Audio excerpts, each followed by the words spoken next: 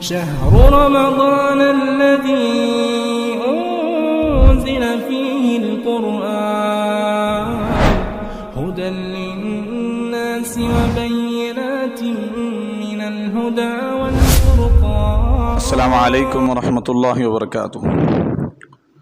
الحمد للہ رب العالمین والصلاة والسلام علی اشرف الانبیاء والمرسلین وعلى آلہ وصحبہ اجمعین ومن تبعہم بإحسان الی یوم الدین. اما بعد.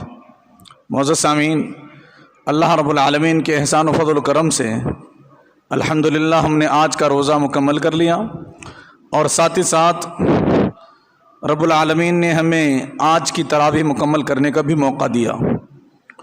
اسی اللہ وحدہ لا شریک سے دعا ہے کہ رحمان و رحیم، جس طرح سے ہم نے تیری ہدایت اور مرضی سے آج کی عبادتیں کی ہیں، اللہ رب العالمین ہماری ان عبادتوں کو بھی قبول فرما. آمین. معزز سامعین، 17ویں پارے کا مختصر خلاصہ میں آپ کے سامنے رکھنا چاہوں گا. اس پارے کے شروعات میں ابراہیم علیہ السلام کا قصہ ہے. سورہ انبیاء میں ابراہیم علیہ السلام نے بتوں کو توڑ دیا تھا، یہ واقعہ ہم جانتے ہیں. جب لوگ اپنی عید منانے کے لیے گاؤں سے باہر جا رہے تھے تو ابراہیم علیہ السلام کو بھی لوگوں نے بلایا، کہا کہ تم بھی چلو ہمارے ساتھ. تو ابراہیم خلیل اللہ علیہ السلام نے فرمایا کہ نہیں، میں نہیں آ سکتا، میں بیمار ہوں. حالانکہ ابراہیم علیہ السلام بیمار نہیں تھے. تو ابراہیم علیہ السلام نے یہاں پر توریہ کیا. اس کے تعلق سے آئی حدیث سنتے ہیں. صحیح بخاری اور صحیح مسلم کی حدیث ہے.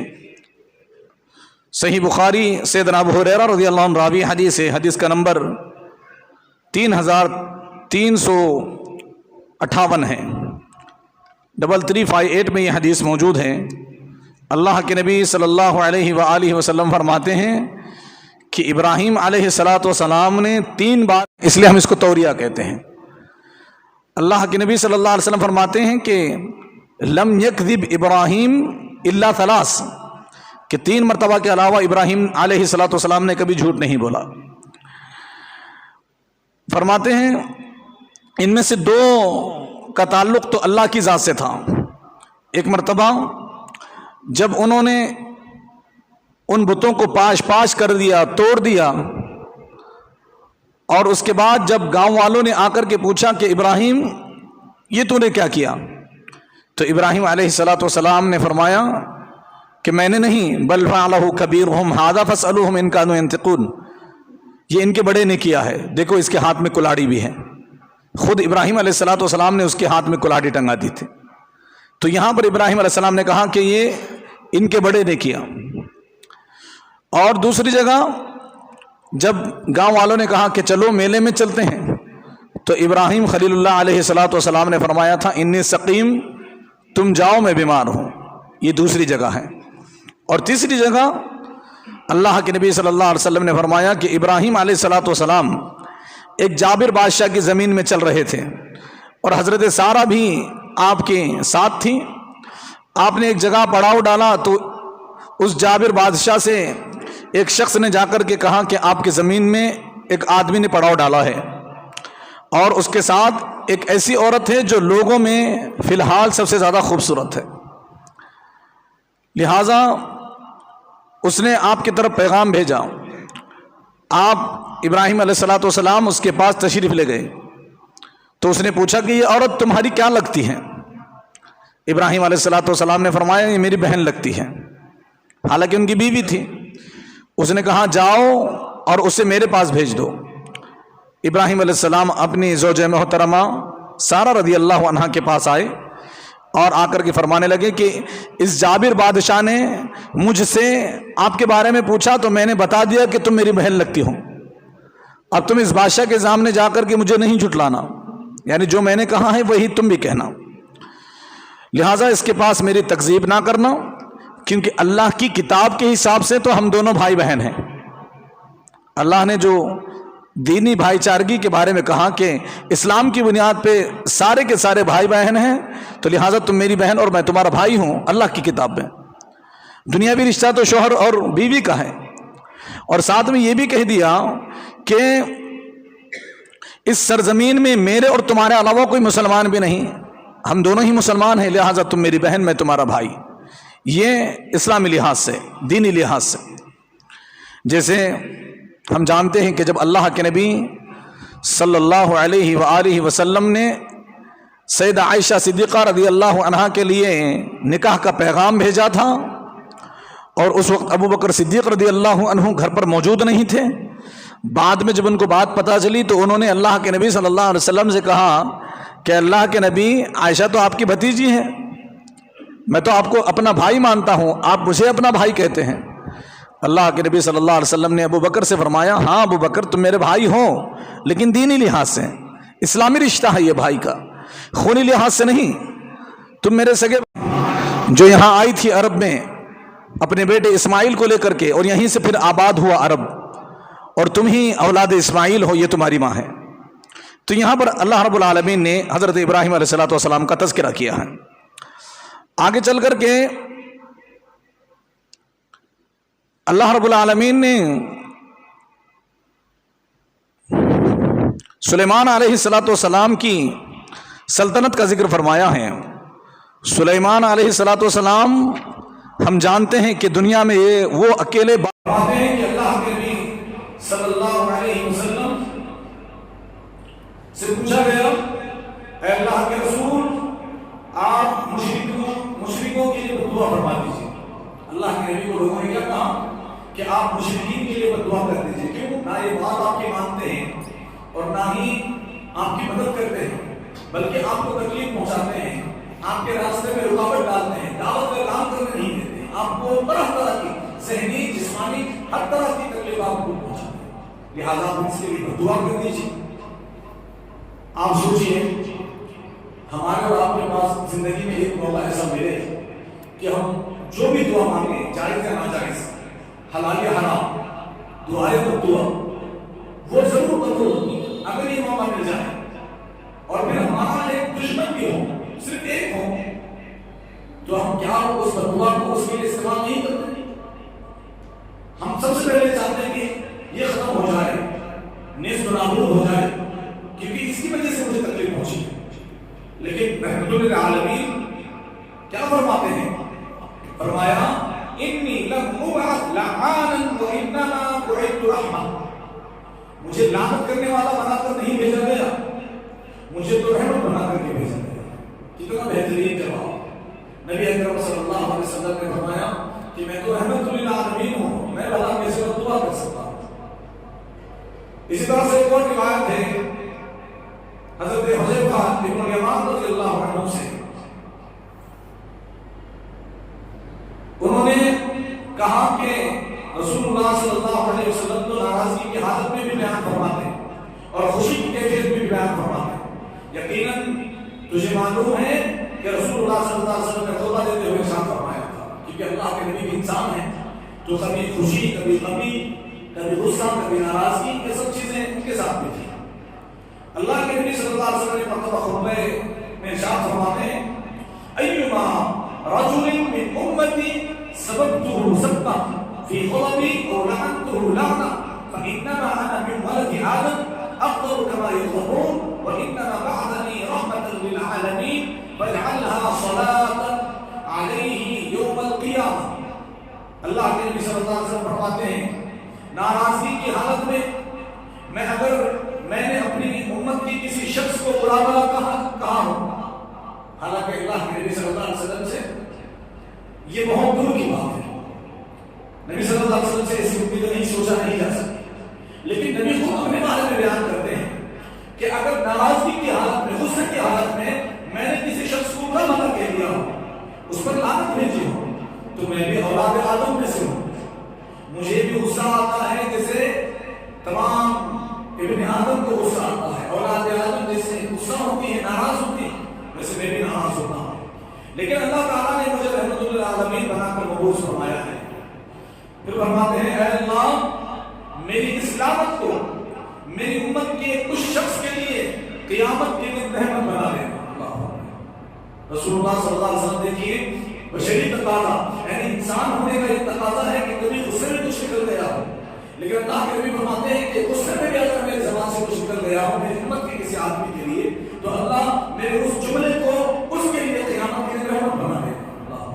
دنیا میں بھی رحمت للعالمین کہ مشرکین کو بھی بددعا دینے کو تیار نہیں، اور قیامت کے دن بھی رحمت للعالمین کہ ایسے لوگوں کے لیے اللہ کے نبی صلی اللہ علیہ وسلم دعا کرتے ہوئے نظر آتے ہیں. اللہ کے نبی صلی اللہ علیہ وسلم رحمت للعالمین امام ابن جریر رحمۃ اللہ علیہ نے حضرت عبداللہ بن عباس رضی اللہ عنہ سے اس آیت کی تفسیر میں بیان فرمایا کہ جو شخص اللہ اور آخرت کے دن پر ایمان رکھے تو اس کے حق میں دنیا اور آخرت میں رحمت لکھی جائے گی، اور جو اللہ اور اس کے رسول کے ساتھ ایمان نہ لائے تو اس کے لیے رحمت یہ ہوگی کہ وہ دنیا میں زمین میں دھسائے جانے یا آسمان سے پتھروں کی بارش کی صورت میں اس طرح کے عذاب سے محفوظ رہے گا. اللہ کے نبی صلی اللہ علیہ وسلم کافروں کے لیے بھی رحمت للعالمین ہے. کیسے؟ جب سوال کیا گیا تو عبداللہ بن عباس رضی اللہ عنہ نے فرمایا کہ کافروں کے لیے بھی اللہ کے نبی رحمت ہے. کیسے رحمت ہے؟ کہ جس نے اللہ اور اس کے رسول کی بات مانی اس کو دنیا اور آخرت میں نجات ملے گی، لیکن جس نے نہیں مانی تو ان کے لیے بات یہ ہے کہ دنیا میں کیونکہ رسول آ گئے ہیں، اب پچھلی امتوں میں جو عذابات ہوتے تھے، کیا عذابات ہوتے؟ آسمان سے پتھروں کی بارش ہوتی تھی اور زمین میں دھسا دیے جانے والے عذابات ہو چکے ہیں پچھلی امتوں میں. یہ عذابات اس امت میں نہیں ہوں گے، یہاں تک کہ اس امت کی کفار پر بھی نہیں ہوں گے. تو اللہ کے نبی کافروں پر بھی رحمت اللہ علیہ ہوئے کہ نہیں ہوئے؟ اللہ کے نبی صلی اللہ علیہ وسلم کافروں پر بھی رحمت اللہ علیہ ہے کہ ان کو اب زمین میں ویسا عذاب نہیں آئے گا جیسے پچھلے امتوں کے لیے آتا تھا. انکار کرنے پر بھی نہیں، اپنی موت آئیں گے اور آخرت میں جواب دیں گے، لیکن دنیا میں تو نہیں. تو اللہ رب العالمین نے رحمت للعالمین محمد رسول اللہ صلی اللہ علیہ وسلم کا یہاں پر تذکرہ فرمایا ہے. آگے چل کر کے اس بارے میں اللہ رب العالمین نے سورہ حج ہے اور حج کی آیت نمبر 18 ہے، اس میں اللہ نے فرمایا اللہ یسجد له ما فی السماوات و ما فی الارض، کہ آپ نہیں دیکھتے کہ زمین و آسمان میں جو کچھ ہے وہ اللہ کو سجدہ کرتے ہیں، اور سورج اور چاند اور ستارے والجبال پہاڑ والشجر درخت والدواب اور چلنے پھرنے والے جانور اور کثیر من الناس اور لوگوں میں بھی اکثریت اللہ کو سجدہ کر رہی ہے. اس آیت کی روشنی میں آئیے ایک حدیث سنتے ہیں. پہلے ایک اور آیت ہم آپ کے سامنے رکھنا چاہیں گے. پہلی آیت یہ ہے کہ اللہ رب العالمین نے فرمایا لا تسجدوا للشمس ولا للقمر واسجدوا لله الذي خلقهن ان كنتم اياه تعبدون. سورہ حمیم سجدہ کی آیت نمبر 37 ہے. اللہ نے فرمایا تم لوگ نہ سورج کو سجدہ کرو اور نہ چاند کو، بلکہ اللہ ہی کو سجدہ کرو جس نے ان دونوں چیزوں کو پیدا کیا ہے. جس نے سورج اور چاند کو پیدا کیا، کیوں نہ اس کے لیے سجدہ کیا جائے سورج اور چاند کو کرنے کے بجائے. اب اندازہ لگا ہے جب یہ سورج اتنی بڑی مخلوق ہے، چاند اتنی بڑی مخلوق ہے، انسان سے تو بڑی ہے، ان مخلوقات کو جو کہ پوری دنیا کو روشنی اور ٹھنڈک پہنچاتے ہیں یا پھر گرمی پہنچاتے ہیں، ان کو سجدہ کرنے کی اجازت نہیں. پھر انسان اپنے ہی جیسے دو آنکھ دو کان دو پیر والے اور وہ بھی بنا ہوا اس کو سجدہ کیسے کر سکتا ہے؟ اس کے لیے اجازت نہیں. یہ عقل سے بھی پرے ہے، یہ بات بہت دور کی ہے، دلائل کی روشنی بھی غلط ہے. عقل بھی اس بات کو تسلیم نہیں کرتی کہ ہماری ہی طرح انسان جب تک زندہ تھا ٹھیک تھا اور مر گیا تو اس کو سزا کرنے لگے ہیں. باقاعدہ اس کے اوپر جو ہے لوگ کاروبار چلا رہے ہیں. صحیح ہے، روایت ہے سیدنا ابو ذر غفاری رضی اللہ عنہ سے اللہ کے نبی صلی اللہ علیہ وسلم نے فرمایا ابو ذر غفاری سے یا ابا ذر هل تدری این تذهب هذه الشمس، اے ابو ذر کیا تم جانتے ہو کہ نیچے کہ یہ سورج کہاں جاتا ہے؟ ابو ذر غفاری رضی اللہ عنہ فرماتے ہیں کہ اللہ اس کے رسول زیادہ بہتر جانتے ہیں. نبی اکرم صلی اللہ علیہ وسلم نے فرمایا یہ جاتا ہے اور عرش کے نیچے سجدہ کرتا ہے، پھر اللہ تعالیٰ سے اجازت طلب کرتا ہے، اور قریب ہے کہ ایک دن اس سے کہا جائے گا جہاں سے آیا ہے وہاں پر لوٹ جا. یعنی مغرب میں ڈوبا تھا جب وہیں سے نکل اللہ رب العالمین قیامت کے دن جس دن توبہ کے دروازے بند ہونے والے ہیں، سورج جب مغرب سے نکلے گا توبہ کے سارے دروازے بند ہو جائیں گے، اور وہی دن قیامت کا ہوگا جس دن سورج مغرب سے نکلے گا. اللہ کے نبی صلی اللہ علیہ وسلم فرماتے ہیں کہ روزانہ سورج اپنے رب سے جو پوری کائنات طرف ہے اس سے جا کر کے اجازت لیتا ہے طلوع ہونے کے لیے، سبحان اللہ، سجدہ کرتا ہے اللہ کے عرش کے نیچے۔ کتنی بڑی بات ہے اللہ تعالیٰ، اتنی بڑی مخلوق جس کے سامنے ساری دنیا کچھ بھی نہیں، بہت چھوٹی بالکل حقیقی، اتنی بڑی مخلوق اللہ کے عرش کے نیچے جا کر کے اللہ سے اجازت لیتی ہے اور پھر جا کر کے طلوع ہوتی ہے۔ ہم نے اللہ کو کتنا حملہ کیا ہے؟ کیا ہمارا رمضان کے بعد عید کے دوسرے دن کیا فجر کا سجدہ کرنے کے لیے مسجد میں آئیں گے؟ یہ سورج اتنا بڑا ہے اور اتنی تپش، حدت و شدت اس کے اندر ہے، پھر بھی اپنے رب کا سجدہ نہیں بولتا، روزانہ سجدہ کرتا۔ لیکن انسان اتنا کمزور، اتنے ایگو سے بھرا ہوا، پھر بھی اتنی عقل، پھر بھی اتنی لاپرواہی، پھر بھی اتنا سرکش کہ اللہ رب العالمین کو بھول جاتا ہے، پیدا کرنے والے کو نہیں بھول جاتا۔ ایک مہینے کے یاد اللہ کے نبی صلی اللہ علیہ وسلم نے فرمایا، ایک دوسری حدیث سنتے ہیں سیدنا عبداللہ بن عباس رضی اللہ عنہما سے کہ ایک شخص آیا اور اس نے کہا، اے اللہ کے رسول، رات میں میں نے خواب دیکھا، گویا میں ایک درخت کے پیچھے نماز پڑھ رہا ہوں، جب میں نے سجدہ کیا تو میرے سجدہ کرنے کی وجہ سے وہ درخت اس نے بھی میرے ساتھ سجدہ کیا، اور میں نے سنا کہ درخت سجدے میں کہہ رہا تھا اللہ اکبر۔ اللہ کی شان نے کتنی حسین ہے، اللہ کے نبی صلی اللہ علیہ وسلم کی حدیث، وہ سجدے میں درخت کیا کہہ رہا تھا؟ اللہم اکتب لی بہا عندک اجرا، اے اللہ تو اس سجدے کو قبول فرما اور اس کا ثواب اپنے یہاں لکھ دے، وَضَعْ عَنِّي بِهَا وِزْرًا، اور اس کی وجہ سے تو گناہوں کا بوجھ مجھ سے دور کر دے، وَجْعَلْهَا لِي عِندَكَ ذُخْرًا، اور اس سجدے کو تو میرے لیے اپنے یہاں جمع کر ذخیرہ بنا دے، وَتَقَبَّلْهَا مِنِّي كَمَا تَقَبَّلْتَهَا مِنْ عَبْدِكَ دَاوُودَ، اور اللہ رب العالمین تو اس سجدے کو میری طرف سے ایسے ہی قبول فرما لے جیسے تو نے اپنے بندے داؤد علیہ السلام سے قبول فرما لیا تھا۔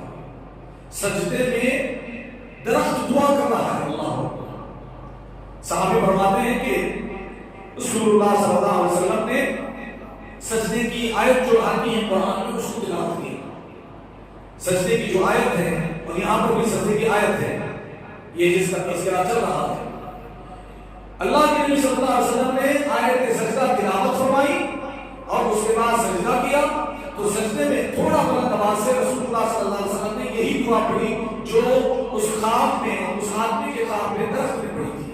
اللہ کے نبی صلی اللہ علیہ وسلم کو وہ خواب سمجھ میں آ جائے، کیونکہ رسول اللہ صلی اللہ علیہ وسلم خواب کی تعبیر جانتے تھے اللہ کی وجہ سے، تو نبی اکرم صلی اللہ علیہ وسلم سمجھ گئے کہ مجھے بھی سجدے میں یہ دعا پڑھنے کا حکم دیا جا رہا ہے، لہٰذا اللہ کے نبی صلی اللہ علیہ وسلم نے بھی سجدہ کیا۔ اور ایک اور حدیث، کتنی ہی پیاری حدیث، جس کو امام احمد بن حنبل رحمۃ اللہ علیہ اپنی مسند میں لے کر کے آتے ہیں، فرماتے ہیں کہ رسول اللہ صلی اللہ علیہ وسلم نے حیوانوں کی پشتوں کو ممبر بنانے سے منع فرماتے ہوئے کہا، فَرُبَّ مَرْكُوبَةٍ خَيْرٌ مِّن رَاكِبِهَا هِيَ أَكْثَرُ ذِكْرُ اللَّهِ تَعَالَىٰ مِنْهُ، فرماتے ہیں کہ ہو سکتا ہے، یعنی جانور کو کھڑا کر کے بٹھا کر کے اس کی پیٹھ پر بیٹھ کر کے خطبہ دینا اس کی اجازت نہیں۔ رسول اللہ صلی اللہ علیہ وسلم نے فرمایا ہو سکتا ہے کہ بہت سی سواریاں اپنے ثواب سے بہتر اور اللہ تعالیٰ کا زیادہ ذکر کرنے والی ہیں۔ اللہ نے کیا فرمایا کہ جو اس کے اوپر سوار ہے اس سے زیادہ اللہ کا ذکر کرنے والی، اس سے زیادہ اللہ کو یاد کرنے والی ہو سکتا ہے۔ اس کا مطلب یہ ہے کہ دنیا میں صرف انسان نہیں کر اللہ کی عبادت کر رہا ہے، بلکہ انسان تو نہیں کر رہا، انسان کے علاوہ جتنی بھی مخلوقات ہیں کل شیء یسبحون بحمدہ ولکن تفقهون تسبیحهم، اللہ نے فرمایا کہ ہر چیز اللہ کی تسبیح بیان کرتی ہے، اللہ کی تعریف بیان کرتی ہے، اللہ رب العالمین کی عبادت اور اس کا ذکر کرتی ہے۔ فرق یہ ہے کہ تم ان کی تسبیحات کو سمجھ نہیں سکتے، یہ چڑیا کا چہچہانا، یہ مکڑی کا جال بنانا، یہ جانوروں کا ہنہنانا، یہ ساری کی ساری یہ اللہ کی تسبیحات کی نشانیاں اور اشارے ہیں، جیسے کہ احادیث میں اس کا ذکر ملتا ہے۔ تو اللہ رب العالمین اتنی عظیم ذات ہے، اور ہم اور آپ نے اس اتنے عظیم رب کو، اتنے خالق و مالک قادر مطلق کو صرف رمضان کے لیے سمیٹ کر کے رکھا ہے کہ اس میں ہم اللہ کو راضی کریں گے اور باقی سارا 11 مہینے اللہ کو راضی کرتے رہیں گے، بھول جائیں گے اس میں۔ تو لہٰذا رمضان کے بعد بھی ہمارا آپ کو چاہیے کہ ہم اللہ رب العالمین کی اس کی عزت کو، اس کے وقار کو نہ بھولیں، اس کی اہمیت کو نہ بھولیں، اس کی عزت کو نہ بھولیں۔ اس طرح کی ایک اور حدیث سننا ابو ہریرہ رضی اللہ عنہ سے مروی ہے کہ نبی اکرم صلی اللہ علیہ وسلم فرمایا اذا قرأ ابن آدم السجدہ فسجد اعتزل الشیطان یبکی، فرماتے ہیں کہ جب آدم کا بیٹا سجدے کی آیت کو پڑھتا اور سجدہ کرتا ہے تو شیطان الگ ہو کر رونا شروع کر دیتا ہے۔ اللہ ہمارا جمعہ کے دن فجر کی نماز میں پہلی رکعت میں سورہ سجدہ پڑھتے ہیں اور پھر سجدے میں چلے جاتے ہیں اور پھر سورہ دعا پڑھتے ہیں جو بتائی گئی ہے۔ یہ عمل کوئی معمولی عمل نہیں ہے، ایک تو یہ کہ یہ سنت ہے اور دوسرا یہ کہ یہ عمل اتنا بھاری ہے کہ شیطان اس عمل کی وجہ سے رونے لگتا ہے۔ ہمیں سے کون ایسا شخص ہے جو یہ نہیں چاہتا کہ میری وجہ سے شیطان کو، ہمیں سے ہر آدمی چاہتا ہے کہ ہماری وجہ سے شیطان کو رہے۔ اللہ کے نبی صلی اللہ علیہ وسلم فرماتے ہیں کہ جب یہ سجدے تلاوت کرتا ہے، اور افسوس کی بات تو یہ ہے کہ اہل حدیث مساجد میں یہ سنت دیکھنے کو ملتی ہے، اس کے علاوہ بہت ہی کم ایسی مساجد ہیں جہاں پر یہ سنت آزادہ کیا گیا۔ ان سنتوں پر ہم ہوا یعنی فجر کی، جمعہ کی فجر میں پہلی رکعت میں سورہ سجدہ پڑھا جا رہا ہو اور سجدہ کیا جا رہا ہو، ایسا بہت کم دیکھنے کو ملا ہے۔ اکثر مساجد میں یہاں تک کہ وہاں پر جو چاہے سورت پڑھتے ہیں، کوئی بھی سورت پڑھی جا سکتی ہے، واجب تو نہیں ہے، لیکن مسنون عمل کیا ہے اللہ کے نبی صلی اللہ علیہ وسلم کا کہ نبی اکرم صلی اللہ علیہ وسلم جمعہ کی فجر میں یہ سورتیں پڑھا کرتے تھے، لہٰذا ہمیں پڑھنا چاہیے۔ فرماتے ہیں کہ شیطان کہتا ہے یقول یا ویلہ، ہائے افسوس، امر ابن آدم بالسجود فسجد، آدم کا بیٹا، آدم کے بیٹے کو سجدے کا حکم دیا گیا تو اس نے سجدہ کیا، فلہ الجنت، اور سجدہ کرنے والے آدمیوں، آدمیت کے لیے جنت ہے۔ یہ شیطان کہہ رہا ہے وَأُمِرْتُ بِالسُّجُودِ، اور مجھے بھی ایک سجدے کا حکم دیا گیا تھا، فَأَبَيْتُ، میں نے انکار کر دیا، فَلِيَ النَّارُ، میرے لیے جہنم ہے، روتے ہوئے کہہ رہا۔ شیطان افسوس کر رہا ہے کہ مجھے سجدے کا اب موقع نہیں، میں دھکا گیا جب میں نے نہیں کیا۔ اب اندازہ لگائے وہ ایک سجدے پر رو رہا ہے اور ہم نے ہزاروں لاکھوں سجدے کروا دیے، آج بھی عمل کرنے کو تیار نہیں، آج بھی اللہ کی بات کرنے کو تیار نہیں۔ شیطان جس کا مقصد ہی گمراہی ہے وہ بھی سجدے کو ترس کر کے رو رہا ہے کہ میں نے ایسا کیوں نہیں کیا، افسوس کر رہا ہے۔ اور ہمارا اتنے لاپرواہ، اتنے لاوبال، اتنے بدمزاج، اتنے تند ہو چکے ہیں ہمارے ذہن، ہمارے اجسام، کہ ہمیں رب بھی برابر میں فرق نہیں پڑتا کہ ہم کیا کر رہے ہیں، عبادتیں کر رہے ہیں یا نہیں کر رہے ہیں، کون سی نماز پڑھ رہے ہیں، کون سے نہیں۔ ہمارا یہ حال ہے، ہم نمازوں کو حاضر نہیں ہیں۔ ایک اور روایت ہے امام مسلم رحمۃ اللہ علیہ نے بیان فرمائی ہے، جس میں بھی اسی کا تذکرہ ہے کہ شیطان نے وہ سجدہ نہیں کیا اور اس کے بعد اس کو اس سجدے پر افسوس ہے۔ اس سورت کے آخر میں اللہ رب العالمین نے جہنمی کو ذکر فرمایا ہے۔ اللہ نے فرمایا سورہ حج کی آیت نمبر 20 ہے، یصب من فوق رؤوسہم الحمیم یصہر ما فی بطونہم الجلود، فرماتے ہیں کہ ان کے سروں پر کھولتا ہوا پانی ڈالا جائے گا، اس سے ان کے پیٹوں کے اندر کی چیزیں اور کھالیں گل جائیں گی۔ یعنی جب ان کے سروں پر سخت گرم اور کھولتا ہوا پانی ڈالا جائے گا تو اسے ان کے پیٹ کے اندر کی چیزیں اور ان کی کھالیں گل جائیں گی۔ ابن جریر رحمۃ اللہ علیہ نے سیدنا ابو ہریرہ رضی اللہ عنہ سے روایت نقل کی ہے، نبی اکرم صلی اللہ علیہ وسلم فرماتے ہیں ان الحمیم لا یصب علی رؤوسہم، اللہ کے نبی نے فرمایا بے شک جب کھولتا ہوا پانی ان کے سروں پر ڈالا جائے گا، فینقب الجمجمہ، فرماتے ہیں کہ ان کی کھوپڑیوں سے ہوتا ہوا وہ پانی اس کے پیٹ کے اندر پہنچ جائے، تو وہ پیٹ کے اندر کی تمام چیزوں کو اکٹھا کر کے اس کے دونوں پاؤں تک لے جائے.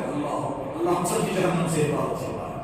اللہ رب العالمین سے اللہ کی تمام صفتوں اور تمام اللہ کے ناموں کا واسطہ ایک پل کے لیے بھی اللہ رب العالمین ہمیں جہنم سے دور رکھے. اللہ رب العالمین ہمیں جہنم جیسی خوفناک جگہ سے محفوظ رکھے. آمین. اللہ کے نبی فرماتے ہیں کہ اس کو اس کے سر پر پانی ڈالا جائے گا تو اس کی کھوپڑیوں کے اندر سے وہ پانی اس کے پیٹ میں پہنچے گا اور پیٹ کے اندر جتنی چیزیں ہیں وہ گرمی کی وجہ سے گل کر کے اس کے پاؤں میں چلے جائیں. امام ترمذی رحمۃ اللہ علیہ فرماتے ہیں اللہ کے نبی صلی اللہ علیہ وسلم نے فرمایا تو وہ پیٹ کے اندر کی تمام چیزوں کو اکٹھا کر کے اس کے دونوں پاؤں تک لے جائے گا اور سحر اسی کا نام ہے. پھر اسے پہلی حالت میں لوٹا دیا جائے گا. ایک اور حدیث فرماتے ہیں کہ جہنمی کے پاس فرشتہ آئے گا جس نے شدت حرارت کی وجہ سے برتن کو دو چنڈوں کے ساتھ اٹھایا ہوگا. فرشتہ بھی اللہ کا فرشتہ ہے دیکھیے اور جہنم پر تعینات ہے. وہ پانی اتنا گرم ہوگا. اللہ رب العالمین نے جواب میں فرمایا الحمیم کھولتا ہوا وہ پانی اتنا گرم ہوگا اس کی شدت اور حدت کا عالم یہ ہوگا کہ فرشتہ بھی دو چنڈوں سے اس کو پکڑے گا. ایک برتن پہ وہ پانی ہوگا اور اس کو دو چنڈوں سے پکڑے گا. فرماتے ہیں جب وہ برتن کو اس جہنم کے منہ کے قریب کرے گا تو یہ اس سے نفرت کرے گا.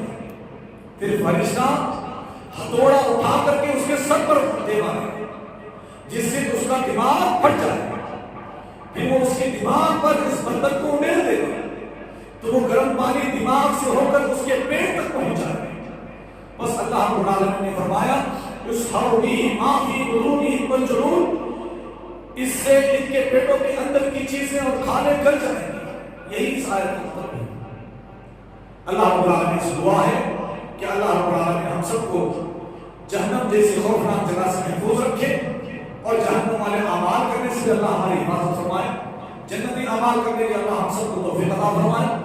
جب تک زندہ رکھے اللہ کی عبادت اور اللہ کی فرما برداری اور نبی اکرم صلی اللہ علیہ وسلم کی لائق شریعت پر زندہ رکھے.